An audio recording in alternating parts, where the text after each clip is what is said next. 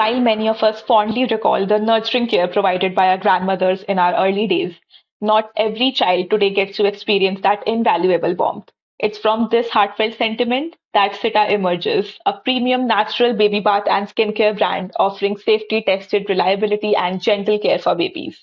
Powered by the Lexicon Group, CITTA crafts the heaven for young parents with products that are all natural, safe, and rigorously tested.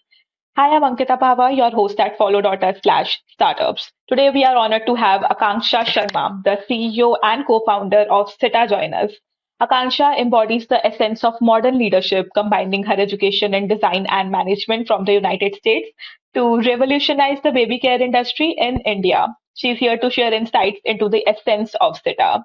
Hi, Akanksha. Welcome to Follow Startups. Hi, Ankita. Thank you so much for having me here today. You're most welcome, and it's fantastic to have you here, Kansha. So let's start with knowing you a bit first and how this transition from design and management to steering CITA unfolded for you. I went to the US to do my bachelor's, and I did it in a combined education of fashion design and industry management. But when I was there, I noticed something which was very interesting, and that was what sort of led me to start CITA. So, my mother is also a part of CITA, who is the co founder with me, and my brother as well. And she studied cosmetics. So, I always knew it was her dream one day to have her own brand, but my family is into another business, and unfortunately that could never happen. So that was always there in the back of my head. But anyhow, when I was studying there in the US, I heard about a case between a very famous baby care brand that was going on across the world. Now it has come to India also. The case has been active in India for the past few years as well, but it started out there earlier. So it was in the news a lot. There was a lot of buzz around it. And their baby powder was under fire because of them using ingredients like talc, which ended up being cancerous for people. And a lot of women ended up having cancer because of use of that powder. And that kind of caught my attention. And anyhow, I finished my course and I came back to India. And that's when I spoke to my mother about this case. And we were discussing it. And we thought, why not start a brand that gives an alternative to parents? Whereas if they don't want to use a product like this, which is causing harm to people, they are aware of it, why not give them more alternatives? Because there were not many in the market then. And that's how we created Sita and started off on our journey there. That's amazing. So let's talk about CITA. Now, guide us through the fundamental concept and the consumer insights behind CITA and what is it unique value proposition that sets it apart. So, there are not, or when we started rather, there were not many baby care brands that were coming from like independent houses. Most of them were coming from already established brands or MNCs.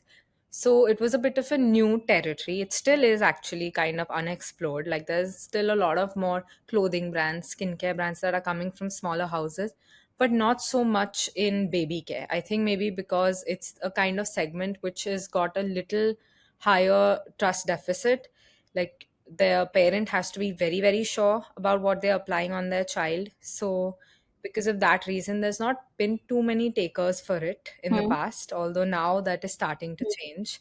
But what we realized at SITA was that Indian parents still want to use the remedies that they are told by their parents. So like if your mother will tell you कि अंकिता आपके Yeah. मुंह पे हल्दी लगाना या फिर दही लगाना, those are things we still go back to and we believe in.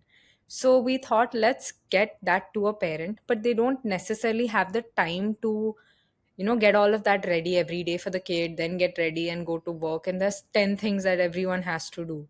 So let's try and give them a convenient alternative to using those natural remedies and natural ingredients, but bottling it up for them for convenience. And that's how we created the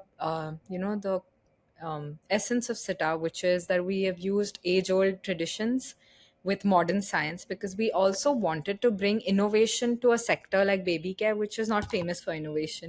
Hmm. Baby skincare is not one where we think, oh, there'll be something very unique and different in skincare for babies. But that's what we wanted to bring to the table for a parent. And we tried to do that with all our products. They've all been a little innovative, but combining traditional ingredients and remedies. So that's how I think we set ourselves apart in the market. And so far, the response that people have shown towards it has been very, very nice. So fortunately, we've been very lucky. Amazing. I mean, the ethos of Dadi Nani ke nuskhe and the notion of creating Yeah. products that mirror a grandmother's care, it's heartwarming. So, give me some examples of how this traditional wisdom influences the formulation of Sita's products, like especially concerning the ingredients used and what are the steps taken to maintain this commitment. So we actually started, before we started creating our products, we started with research across the country, because the baby care rituals across our country are very different, so vast, that if you go to just massage a baby, which is a traditional practice that we have been doing for generations, even the oil that we use to massage it in Maharashtra alone, you have five or six different oils used in different areas. So imagine in a country like India, the amount of natural ingredients that are there and that are used and that have actual benefits also. So we thought, let's try and combine them in a way that's really safe, so that the baby is getting the best of all but is still safe. So we started with our research across the country. What are the ingredients that are used? And that's how we then created our formulas, which are inspired by that, but are still tested rigorously for safety. So, what are some of the products that you have? So, like our massage oil, for example, like I said about massaging the baby, normally you use one or two oils, but our oil has 12 oils in it, because Wow. we've seen across the country there are different ones. Yeah, so like coconut is one you use in the south, in north you'll use castor, in if you come towards Maharashtra side, they use sesame or brahmi. So we've combined all of these to get a safe formulation, but for the baby to get the benefits of everything. So the massage oil is one of them. There's one also which is the balm, which is sort of our hero product. And that's also because I think it's a little innovative. There isn't another baby balm in the market in India so far.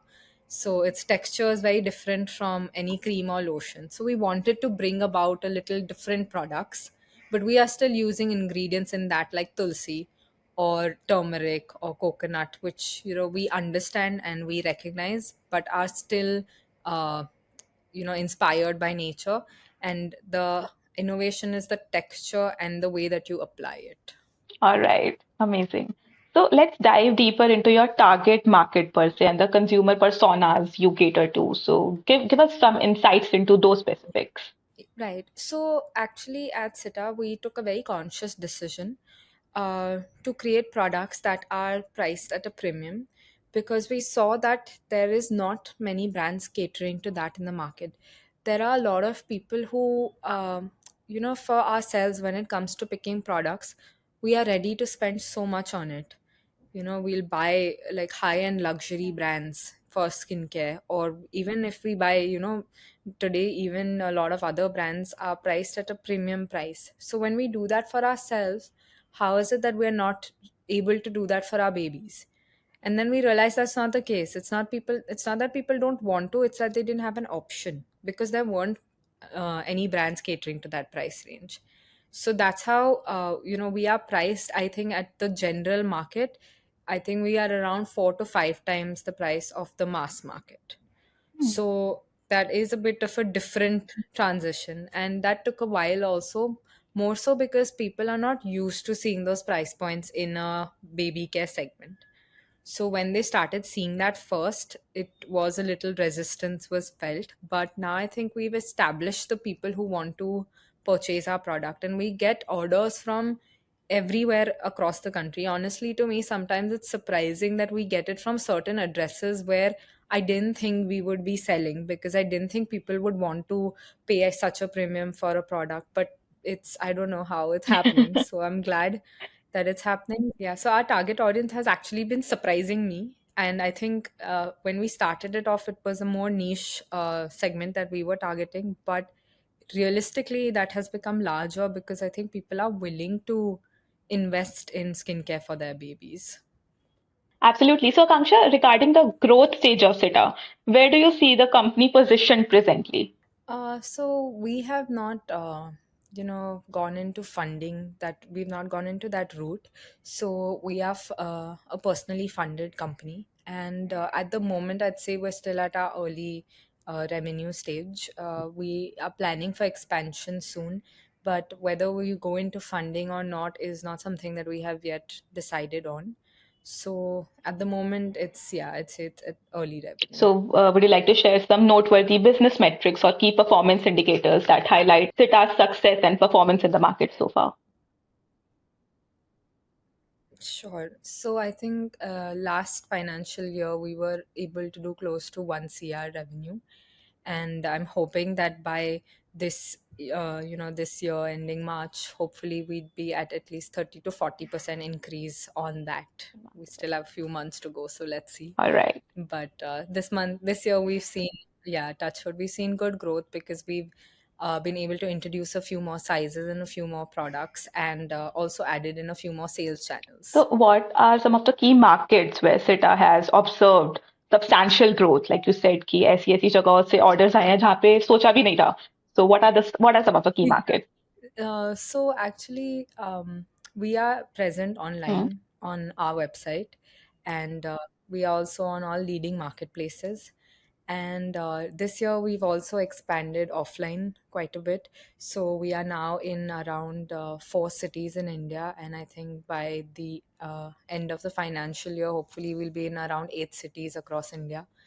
And we work with doctors and pediatricians because they recommend our product for babies. So we have multiple sales channels where people are buying from us. And something that we noticed on our website particularly was I wasn't actually targeting per se the eastern side of the country too much, which is like Sikkim Hmm. side, and Mizoram, Leh.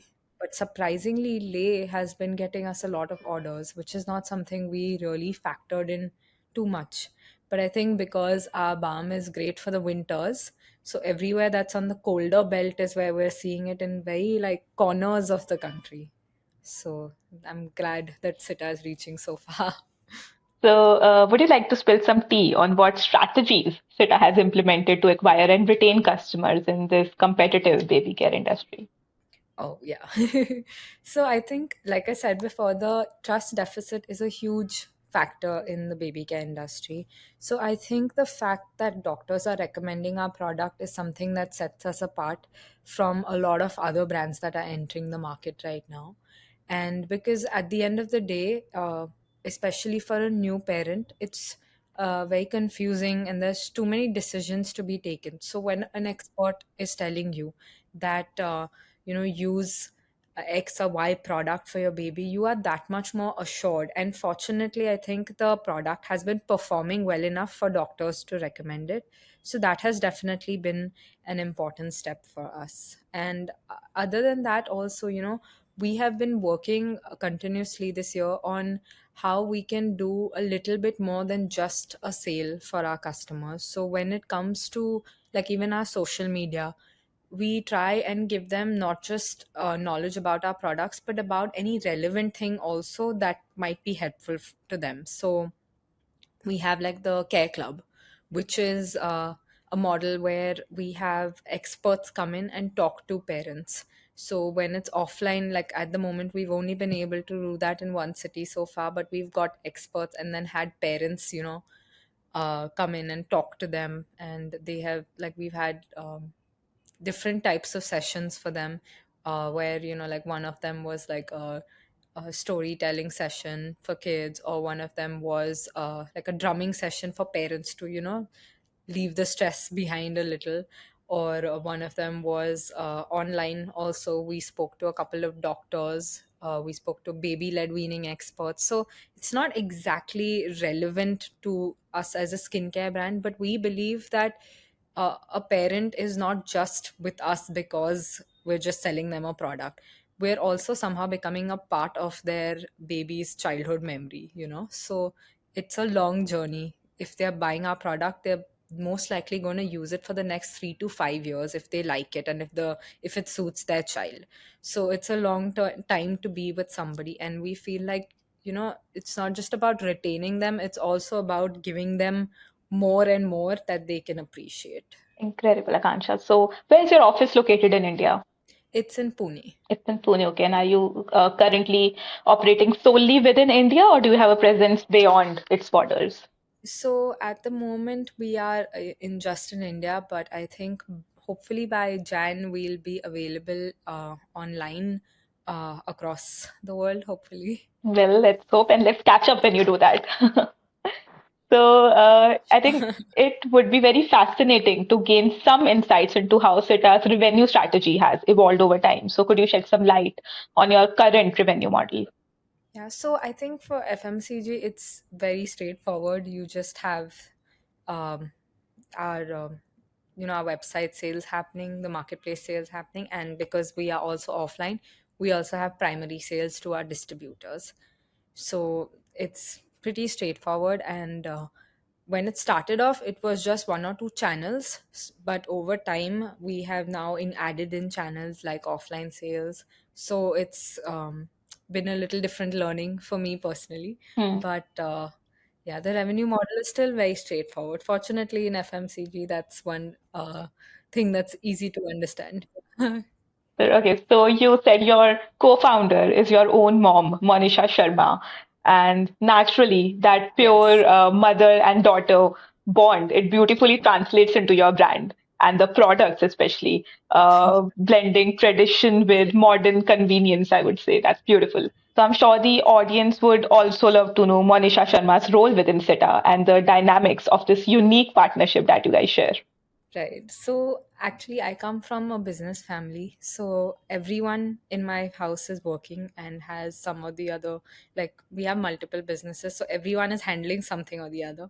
So when we come back home in the evening, even our dinner discussions are like, Aaj kaam pe kya hua, is very like intense because everyone is giving a download on what has happened in different businesses of the house during the day.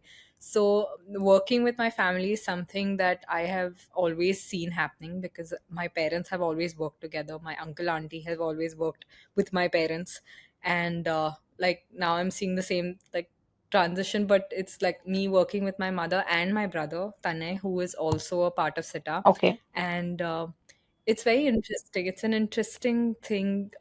Sometimes, yeah, there's a little bad side to it is that you can't shut your brain off because you're doing an office, you're also thinking about that at home. And then it's not just you, it's also the other people you're living with who are thinking of the same thing. So sometimes that factors there. But on the whole, I think it brings a lot of enthusiasm into the workplace because it genuinely feels like your family is there. And by extension, like the people who are part of our company also feel like family, which is what at least they say to me. So I hope they actually feel that way. But it feels like a family working together because our thought process is now like that, because there are 2 3 people from the house already working in that business. Right. So it definitely brings in really nice energy. The both of you, actually with the three of you, you, your mother and your brother, provide us with an overview of the team size and how are the various departments structured within CITA. So we have around 26 people in the team now. Okay. We have a different department for everything. So, but primarily we have an online department and an offline department. And online we have the marketing and the online sales, which are very close to one another, that work together. And then we have the offline team, which takes care of the sales across different cities in India. And we have a logistics department. Yeah, and naturally your finance department. And any particular key hires or Yeah. positions that you are seeking at the moment? We are actually looking for somebody to help us out with the marketing. Okay. Yeah, somebody yeah, like a mid-level marketing person, but yeah, somebody who can bring in a fresher perspective because we are also hoping to get into adult skincare soon. So there's a lot of more work in that side. Well, So in terms of marketing. and that's a cue for my audience to apply to CITA. So we are almost nearing the end of this conversation, and I think it would be great now to get a glimpse of what's on the horizon for SITA in the upcoming 12 months. And are there any exciting updates, plans, or innovations in store that you'd like to share with us? Yeah, so actually we have just completed our rebranding Okay. this month, and in fact, I think it'll go up completely. I think it must have gone up yesterday on our handles, and it's been a very taxing but a very fun journey to redo everything. And in the midst, we've also been able to launch newer sizes of our products. We've also launched one new product which we actually will be launching tomorrow, and we hope we have another few products in the pipeline for the baby care, but we want to heavily expand into women's and men's skincare, which I hope will be up and running in the next 12 months. So I hope we'll be able to make some noise with that. Running a D2C brand, as you know, can be quite the thrilling yet demanding journey. So, from your own experience, tell us what are the top three key elements you believe a D2C brand needs to conquer to thrive in this ever competitive space? I think first of all, primarily quality, because you can always get someone to try your product once, but they will not come back if you are not providing them with actual quality that is worth the price that you are offering to them. So that is one thing you have to focus on, irrespective of which field you are in.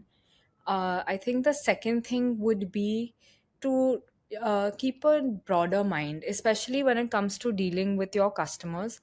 So, like every D2C brand is going to have customer feedback issues at some point or the other. Maybe a shipment is delayed, maybe they receive the wrong product. But I think at that moment, teaching yourself and your team to be open minded about them, that, maybe the person on the other side is not having a good day. Maybe they were waiting for your shipment to come in, and then they've received the wrong shipment, and it's really like irritated them. So just, dealing with that calmly, being open about it, and, being honest about whatever went wrong, treating them like an actual partner in that sale.